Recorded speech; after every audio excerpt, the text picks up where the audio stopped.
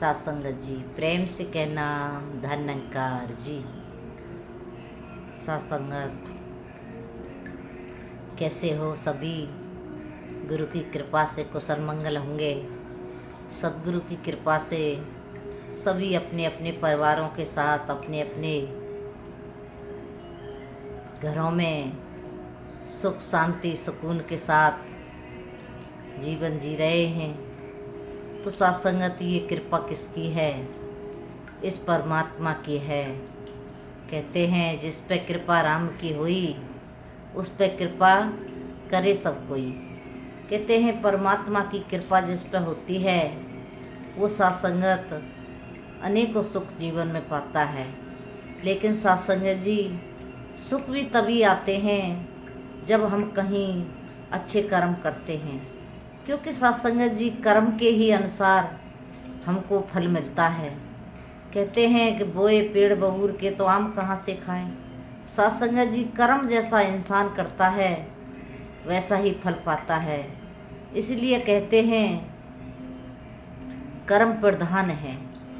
कहते हैं कर्म ही सत्संगत इंसान को एक देवता बना देता है और कर्म ही एक इंसान को राक्षस बना देता है। कर्म जैसा जिसका होता है वैसा ही सत्संगत उसकी रत बन जाती है। तो संत महात्मा तो हमेशा वही कर्म करते हैं जो भक्ति वाले होते हैं, सुकून वाले होते हैं, खुद भी सुखी रहते हैं और दूसरों को भी सुख देते हैं। क्योंकि संतों महापुरुषों कहते हैं कि हम किसी को सुख नहीं दे सकते तो हमने किसी को दुख भी नहीं देना है, क्योंकि ये जीवन मिला है। तो सत्संगत कहते भी हैं कि एक इंसान एक झोली लटकाता है, एक पीछे और एक आगे। तो कहते हैं कि अपनी बुराइयों को अगली झोली में रखना चाहिए और बुराइयों अच्छाइयों को पिछली झोली में रखना चाहिए। क्योंकि इंसान बुराई को जब देखता है तो फिर सोचता है मन में कि मैं बुरा ना करूं। तो संतों महापुरुषों जब अच्छाई को देखता है तो फिर कहीं उसको अभिमान आ जाता है कि मैं तो बहुत अच्छे कर्म करता हूँ। इसीलिए कहते भी हैं कि नेकी कर दरिया में डाल, कि अच्छे कर्म करके कभी हमें उनको देखना नहीं चाहिए, इसलिए पीछे रखना चाहिए। तो संतों महापुरुषों हमने वो कर्म करने हैं जो एक भक्त वाले होते हैं, एक संत वाले होते हैं। और संत वाले वही होते हैं जो सत्संगत परमात्मा के बताए हुए मार्ग पर चलते हैं, सद्गुरु के बताए हुए मार्ग पर चलते हैं। सद्गुरु का क्या मार्ग है? सद्गुरु यही मार्ग बताते हैं कि घर में सुख शांति से रहो, एक दूसरे का मान सम्मान करो, नर पूजा नारायण पूजा, इंसान की पूजा करो, इंसान को भगवान की तरह उसकी देख रेख करो। किसी भूखे को खाना खिलाना सत्संगत सबसे ऊंचा धर्म होता है। कहते हैं अन्नदान, किसी को हम भोजन करा देते हैं तो सत्संगत उससे अच्छा और कोई भक्ति नहीं होती, वो सबसे सत्संगत श्रेष्ठ भक्ति होती है। इसीलिए सत्संगत जी हमने अपने जीवन को उसी रास्ते पर लेके जाना है जो एक मानवता वाला है, एक इंसानियत वाला है। कहते हैं सत्संगत कि दुनिया में हाहाकार मची है, तो संत कहते हैं कि आग लगी आकाश में झरझर गिरे अंगार, संतन होते जगत में तो जल मरता संसार। आज सत्संगत संतन होते जगत में तो जल मरता संसार।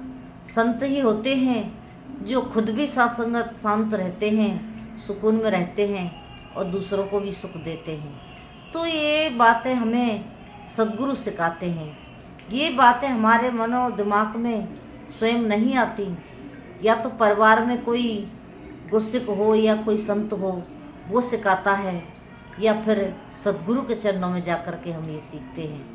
तो सत्संगत बहुत सारे ऐसे परिवार भी हैं जिनमें गुरु की सीख को लेकर के जीवन जी रहे हैं और बच्चे पैदा होते हैं तो वो भी सत्संगत जीवन जीते हैं। एक बार सत्संगत एक छोटी सी बच्ची नमस्कार करने के लिए आई और उसके हाथ में डॉल थी तो पहले उसने उस डॉल को नमस्कार करवाया और उसके बाद खुद किया। तो महात्माओं ने पूछ लिया कि आपने डॉल को नमस्कार क्यों करवाया? तो कहती है कि मेरी मम्मी, अपनी मम्मी की गोदी में जब होती हूँ, मम्मी मुझे लेके आती हैं तो पहले मुझे नमस्कार करवाती हैं और खुद बाद में करती हैं। तो इसीलिए डॉल भी मेरी गोद में थी, तो मैंने पहले डॉल को नमस्कार करवाया, उसके बाद में मैंने स्वयं किया। तो ये सीख जब मिलती है तो सत्संगत जहाँ गुरसिक होते हैं वहाँ ये सीख मिलती है। सद्गुरु यही सीख देते हैं, और जब हम इस सीख को अपने जीवन में लेते हैं तो बच्चे भी फिर उस रास्ते पर चलते हैं जो रास्ता सुखदायी होता है, फिर गलत रास्ते पर नहीं जाते। कहते हैं संगत का बहुत फर्क पड़ता है कि जैसी संगत वैसी रंगत। इंसान जैसे संग करेगा वैसा ही उस पर रंग चढ़ेगा, क्योंकि संगत का बड़ा एक महत्व होता है। तो इंसान जब सत्संग करता है तो सत्संग के रूप में उसको गुरु मिलता है, संत मिलते हैं, संतों का संग करता है, तो फिर उसके जीवन में वो सुख, वो गुण अपने आप आ जाते हैं जो एक सुखदायी होते हैं।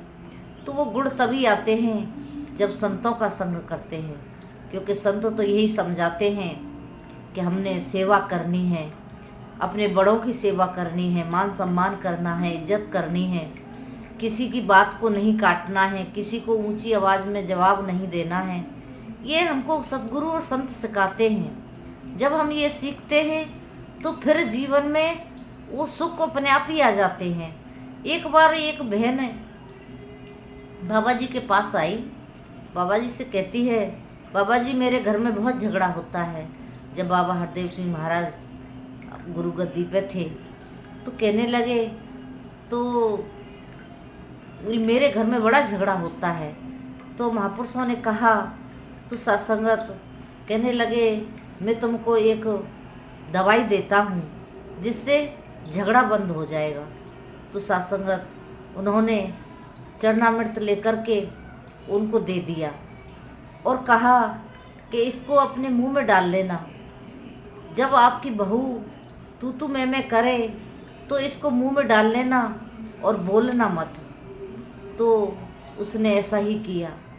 जब उसकी बहू कुछ कहने लगती तो वो चरणामृत को मुंह में डाल लेती, कोई जवाब नहीं देती। अब सोचने लगी कि ये बहू तो अब सास तो कुछ बोलती नहीं है और मैं ही कुछ ना कुछ कहती रहती हूँ। तो कुछ समय ऐसे ही गुजरता गया कि कुछ समय के बाद में फिर वो बहू भी कहने लगी कि मुझे भी अब इनसे कुछ नहीं कहना है, क्योंकि ये तो जवाब नहीं देती। तो इस तरह से सत्संगत कहानी कोई भी हो, किस तरह की भी हो, लेकिन हमको यही सीख मिलती है कि हमको चुप रहना चाहिए। जब हम चुप रहते हैं तो फिर सत्संगत सुख शांति बनी रहती है, घर में आनंद बना रहता है, घर में सुकून बना रहता है। और ये सुकून तभी मिलता है जब हम सद्गुरु के बताए हुए मार्ग पर चलते हैं। तो कृपा करो संतो महापुरुषों, ये सीख सद्गुरु देते हैं। हमने सद्गुरु के चरणों में जा कर के, एक बार एक बहन कहने लगी कि आप बार बार सद्गुरु का नाम लेते हो, सद्गुरु कौन होते हैं? सद्गुरु वो होते हैं जो हमें सत्य से जोड़ते हैं, जो हमारा रिश्ता सत्य के साथ जोड़ते हैं। सत्य क्या है? सत्य ये प्रभु परमात्मा निराकार है। इस निराकार के साथ हमारा रिश्ता जोड़ देते हैं। तो रिश्ता जब जुड़ जाता है तो फिर कहते हैं कि गुरु गोविंद दो खड़े काके लागू पाए, बलिहारी गुरु आपने गोविंद दिए दिखाए। कहते हैं फिर सामने गुरु भी खड़े हैं और गोविंद भी खड़ा है, अब मैं किसके पैर लगूं? तो सोचने की बात वही बात आई कि गोविंद तो पहले से ही मेरे साथ था, ये निराकार तो पहले से ही मेरे साथ था, लेकिन गुरु ने कृपा की तब मुझे ये नज़र आया। तो सत्संगत जब गुरु को दिखाते हैं तभी ये हमको समझ में आता है, तभी ये हमको नज़र आता है, तभी हम इसको समझ पाते हैं। तो हमने गुरु के चरणों में जुड़ के इस परमात्मा को जानना है, इसकी भक्ति करनी है। कहने के लिए कह भी देते हैं कि निरंकारी जो होते हैं कोई पूजा पाठ नहीं करते, लेकिन कहते हैं ना सत्संगत कि नर पूजा नारायण पूजा, कि नर की पूजा करो, नारायण की पूजा तो अपने आप हो जाएगी। किसी भूखे को खाना खिलाओ तो परमात्मा स्वयं खाने वाला है, पता नहीं किस रूप में। इसीलिए सत्संगत कहते तुलसी संसार में सबसे मिली उधाय, ना जाने किस रूप में नारायण मिल जाए। ये तो पता नहीं किस घट में बैठ के आपके दरवाजे पे आके दस्तक दे दे, कब आपको दर्शन दे दे, कोई पता नहीं। हम सुदामा की कहानी सुनते हैं। सुदामा जब राम कृष्ण भगवान से मिलने के लिए गए तो एक मंदिर में पूजा करी और भक्ति में इस तरह विभोर हुए, उनको परमात्मा के दर्शन दिए और फिर माया का ऐसा जाल भी डाल दिया कि उनको भुला भी दिया। तो कोई पता नहीं किस रूप में कहाँ ये हमको परमात्मा मिल जाए, किस रूप में हमको ये दर्शन दे जाए, लेकिन माया के चलते हम समझ नहीं पाते, हमको समझ नहीं आ पाती कि ये परमात्मा एक साकार रूप में, एक इंसान के रूप में भी हमें दर्शन दे सकता है। हम इंसान समझ के उसको खाना खिला देते हैं, पानी पिला देते हैं, तो वो भक्ति हमारी लेखे लगती है। तो इस तरह से हमने ऐसे कर्म करने हैं जो कि हम सेवा सुमिरन सत्संग करते रहें। ये सब सेवा में आता है, किसी को खाना खिलाना, किसी कमज़ोर इंसान की हेल्प करना। हमने हेल्प ज़रूर करना चाहिए। हमारे अड़ोस पड़ोस में बहुत लोग ऐसे रहते हैं जिनको खाने के लिए भी तंगी होती है, पैसे की भी तंगी होती है, गरीबी होती है। तो हमने ऐसे लोगों की भी हेल्प करनी है, जो कि हमसे जो बन जाए हमने हेल्प करना चाहिए। तो कृपा करो सत्संग जी, सद्गुरु भी यही सिखाते हैं कि हमने हर इंसान की इज्जत करनी है, हर इंसान की हेल्प करनी है, हर इंसान के साथ हमने जुड़ मिल के रहना है। कभी कभी जब आपत्ति पड़ती है, जब देखते हैं पिछली साल जब बारिश जमुना में बाढ़ आई, किस तरह से महात्माओं ने सेवाएं की, किस तरह से एक तरह तरह तरीके से सेवाएं की। कोई भोजन की सेवा कर रहा है, कोई वस्त्रों की सेवा कर रहा है, कोई कुछ बांट रहा है, किस तरह से सेवाएं हुई। तो इस तरह से सेवाएं होती हैं जब ये गुरु खुश होता है। तो कृपा करो सत्संगत, हमने सद्गुरु के बताए हुए मार्ग पर चल के सेवाओं को करते रहना है, सत्संग करते रहना है।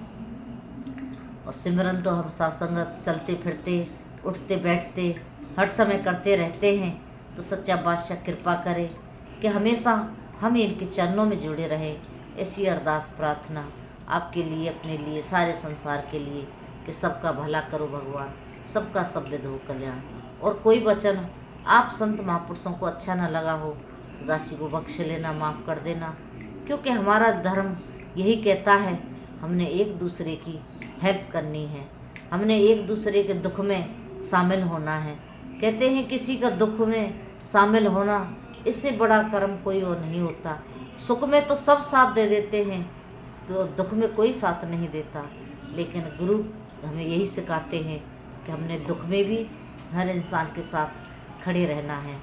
तो सच्चा बादशाह कृपा करे, रहमत करे कि हम सेवा सुमिरन सत्संग करते रहें और गुरु के चरणों में जुड़े रहें, भक्ति करते रहें। इस निरंकार प्रभु परमात्मा की हमेशा गुणगान करते रहें, सद्गुरु का शुक्राना करते रहें। ऐसी अरदास प्रार्थना आप जी के चरणों में है। और कोई शब्द आप संतों को अच्छा ना लगा हो तो बख्श लेना, माफ़ कर देना, प्रेम से कहना।